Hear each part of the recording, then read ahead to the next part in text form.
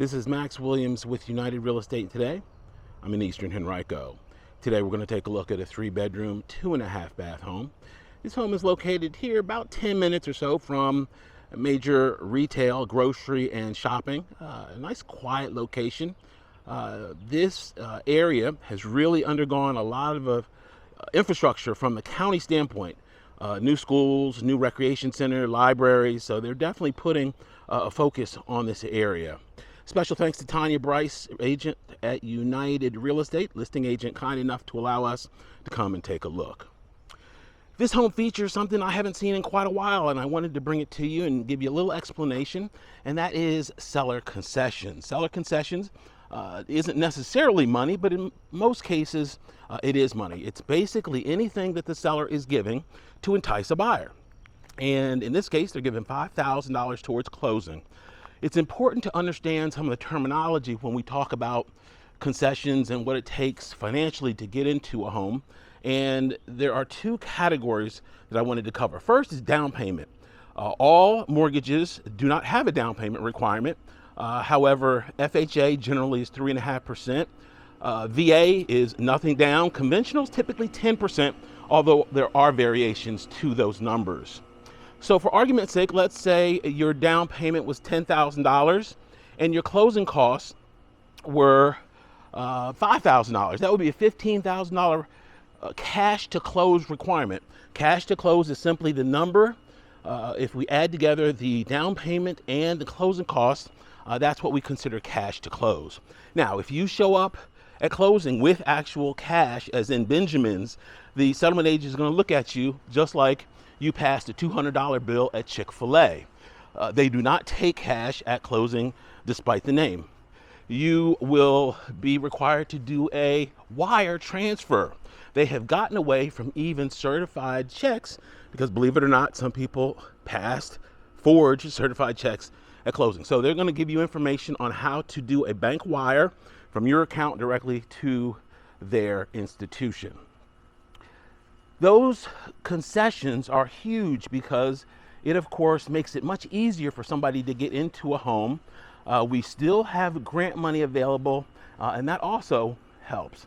Now, it's important to remember that if the lender has a down payment requirement, they will not allow somebody else to pay that for you. Grant money won't pay for that. You can't get you can't borrow that money and make it happen. They want that money to come directly from you. They want you to have some skin in the game whenever there is a down payment requirement. However, for a lot of my first-time buyers, I can get them into a home for less than what it would cost them for first month rent and security deposit. In many cases, I can do it for less than $1,000 out of pocket, and we combine these programs together in order to make that happen. All right, we saw the backyard, nice fence area back there on a 1/4 acre. You can see they had some new work here done to the front porch. Low maintenance vinyl exterior. Let's go on in and take a look. Okay, as we come in, here to the right is going to be our family room with wood floors. Directly ahead, our stairs going up, a coat closet here at the front door. Our foyer is, of course, wood floors. And here to the left is going to be our formal dining room. Let's start here in the formal dining room. We do have chair rail, crown molding, nice tray ceiling, ceiling fan in place. I love the fact that we have a lot of natural light that flows in here to this space. Directly ahead, of course, is going to be our kitchen. And before we go into the kitchen, to the left is going to be our mudroom. Here in the mudroom, we've got a little storage there over the washer dryer, electric water heater. Little space back there, you could probably put a locker. And of course, you saw the front door. We have a little landing there. So you can come in, maybe drop your boots and transition right here into the kitchen. All right, here in our kitchen, we've got plenty of counter space. All the appliances do convey, including the dishwasher, smooth top range, and fridge. And our fridge is right back here with ice and water in the door. To the left is going to be a pantry. Plenty of additional storage space there in that pantry. and space directly ahead for your dinette. You could definitely get a nice big table there and then have a view of the backyard right here to the left. All right, directly behind me is going to be our powder room. And to the left again is our family room. I like this nice wide open space. We do have gas log fireplace there in the corner. So this will be an easy floor plan to lay out your furniture here. They recently had this deck painted and it is oversized. So you've got plenty of space here to lay out your outdoor furniture. We actually have the deck and then we have the deck part 2 down there. So plenty of space here in the backyard. All right, let's go back in. We're going to go upstairs and take a look and see what we have on the second level. The Richmond Times-Dispatch is getting ready to have their annual Best of contest again for 2023. If you remember, last year I took that crown with your help, and we're excited to compete again and hopefully take the crown again for Best Realtor here in Central Virginia. We're going to do a vote by text feature, just like we did last year, make it real easy and simple. So when we get to that point where that feature is live, I'll of course be in touch and definitely would appreciate your support once again. Okay, this is going to be bedroom number 1. This is a really good sized bedroom. You could definitely get a larger bed in here with no problem. And we've got a walk-in closet. Huge plus on a secondary bedroom to have a walk-in closet. Okay, here to my left is going to be bedroom number 2. Although this is the most conservative bedroom, it still will facilitate a large bed. That wall directly ahead could definitely get a queen in here with no problem and still have enough space for normal adult furniture. This home does have 2-zone heating and air, which is a big plus. You can cool and heat upstairs independently from downstairs. And this, of course, is our hall bath. Nice double vanity, cultured marble. Top, we got ceramic tile on the floor and our fiberglass tub shower enclosure. This bathroom does feature a linen closet as well, and it's right here to the left.